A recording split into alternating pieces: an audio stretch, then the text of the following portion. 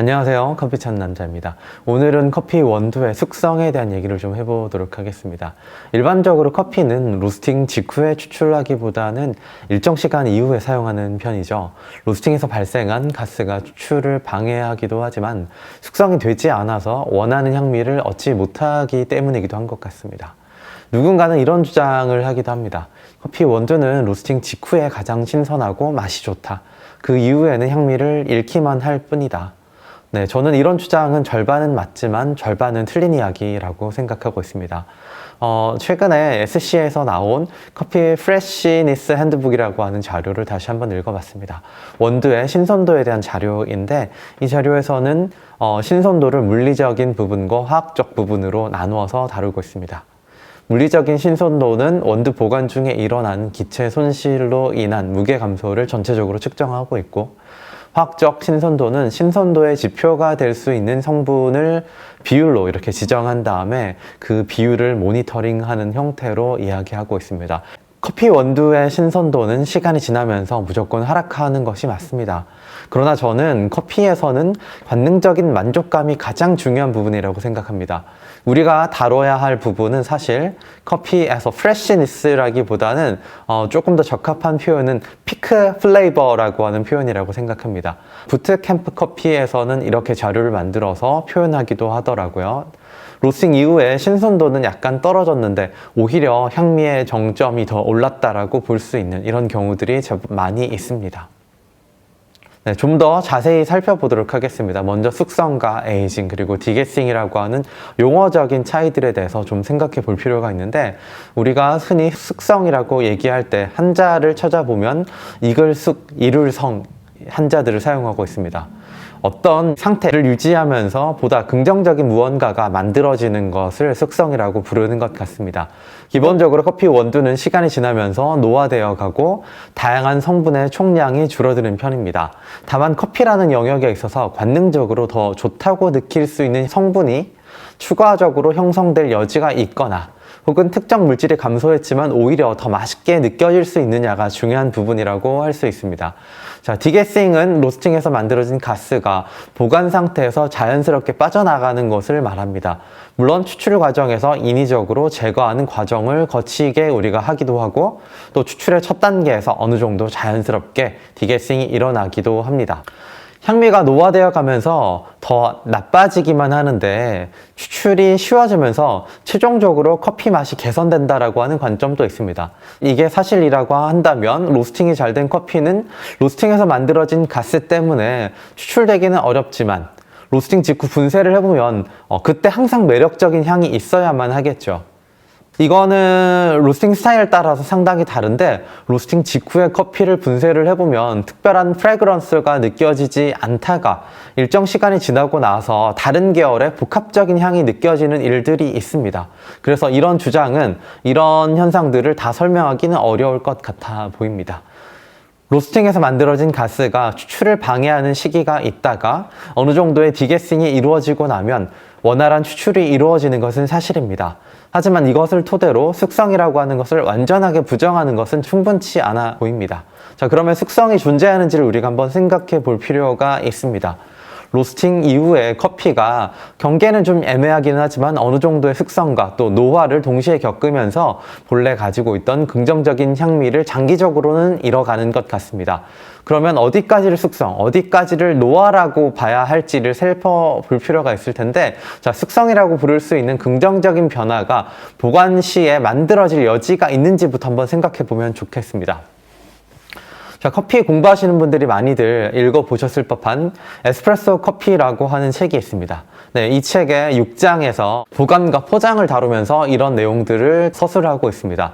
커피 로스팅 과정에서 높은 온도와 낮은 수분 활성도로 인해서 효소나 미생물로 인한 부패는 일어나지 않지만 커피 보관 과정에서 중요한 화학적, 물리적 변화들을 겪게 되는데 이게 음료의 품질과 추출에 영향을 준다. 이러한 일들이 로스팅한 커피의 노화로 인해서도 일어나지만 숙성이라고 불릴 수 있는 과정도 겪을 수 있다라고 여겨진다. 네, 그러면서 자, 우리가 커피를 통해 누릴 수 있는 향미가 휘발성 화합물의 작용인데 특히 불안정하고 산화되기 쉬운 성분들이 향의 품질에 영향을 줍니다. 우리가 커피를 통해 누릴 수 있는 향미가 휘발성 화합물의 작용인데 특히 불안정하고 산화되기 쉬운 성분들이 향의 품질에 영향을 준다라고 얘기하면서 원두와 셀 구조 내부에 갇힌 오일과 향 성분이 결합하고 또 다른 휘발성 혹은 비휘발성 화합물로 전환하거나 또 분자 간의 반응이 발생함으로써 향 프로파일이 변화한다. 그 외에도 수분 활성도가 노화와 함께 숙성에 어느 정도 영향을 끼칠 것으로 짐작해 볼 수 있다. 이런 얘기들을 하고 있어요. 그래서 이런 관점으로 보면은 자, 디게싱이 이런 숙성에 해당하는 다양한 향의 변화들을 이끌어내는 원동력에 해당한다라고 볼 수 있고 그 결과로 숙성이 이루어지면서 경계가 애매하긴 하지만 어느 순간부터는 장기적으로는 노화라고 볼 수 있는 지점이 도래하는 것 같습니다. 로스팅 과정에서 상당히 큰 변화를 겪은 이 커피가 배출된 이후에도 안정된 상태로 보일 수는 있죠. 하지만 배출 이후에 단기적으로도 커피는 큰 변화를 겪게 됩니다. 추가적으로 더 가스가 계속해서 빠져나가게 될 거고, 자, 커피 조직은 조금 더 단단해지고, 분쇄를 해보면은 미분 발생에도 배출 직후에 한 커피와 또 시간이 좀 지나고 난 다음에 해봤을 때 좀 상당히 차이가 납니다. 미분 발생에 차이가 있을 것으로 여겨지고, 보관 환경에 따라 다르긴 하지만 로스팅 직후에 비해서 시간이 지나면서 커피 원두의 수분율은 어느 정도 좀 달라집니다. 수분을 흡수하게 되는 거죠. 이런 부분에 대해서 자, 이 프레시니스 핸드북이라고 하는 이 자료에서는 굉장히 복합적인 부분을 잘 연구했긴 합니다. 그래서 프레시니스, 신선도에 대해서 좋은 관점들을 잘 제시해 주고 있는데 피크 플레이버에 대해서는 좋은 이야기를 해주는데 좀 한계가 있었던 것 같아요. 한계라기보다는 이 보고서가 가지고 있는 관점이 이제 차이가 있었던 거죠. 다른 영역을 좀 연구하려고 했던 겁니다. 아직 피크 플레이버에 대해서 좀 연구한 자료들은 많이 보이지는 않습니다. 간혹 이렇게 어떤 연구들이 보이긴 하는데 너무 좀 단편적인 특정한 상황에서 이루어진 연구들인데 이 연구를 토대로 모든 커피가 숙성이 필요 없다라고 얘기하는 것은 좀 부적절한 것으로 보일 때가 많이 있습니다. 그래서 아주 포괄적인 긴 시간 동안에 다양한 원두와 다양한 로스팅 스타일, 다양한 로스팅 포인트와 또 로스팅의 시간의 차이들 이런 것들을 다 테스트한 것이 아니라고 한다면 내가 이 조건에서 이런 재료들로 테스트를 했었을 땐 이런 결과를 얻었다라고 얘기를 해야 되는데 자, 본인이 연구자가 그렇게 얘기하지 않더라도 주변에서 해석을 그렇게 하는 경우들이 있습니다.